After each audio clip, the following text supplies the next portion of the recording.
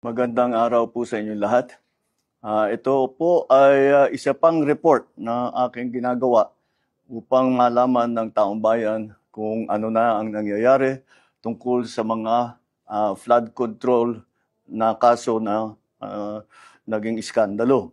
At kung ano ang mga ating nagawa upang mapanagot ang mga may kagagawan nito.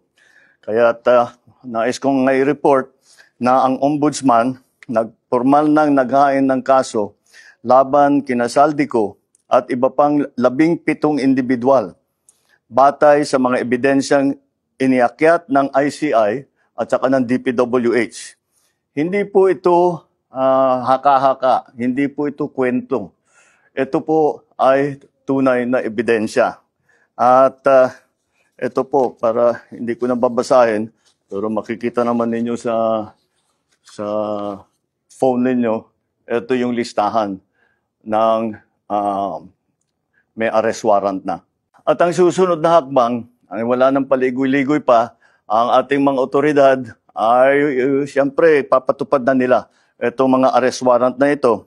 Aarestuhin na sila, ihaharap sa korte at pananagutin sa batas. Walang special na pagtrato, walang sinasanto. Ako ang nagsimula nitong lahat. Ako ang magtatapos. Kaya't asahan po ninyo na wala pong tigil itong aming ginagawa. At kahit na parang napakatagal ang dumaan na panahon, ako'y nagpapasalamat sa pasensya ng ating mga kababayan. Ngunit nagbunga na ng resulta ang mga pasensya ninyo. Maraming salamat po. Magandang araw po sa inyo.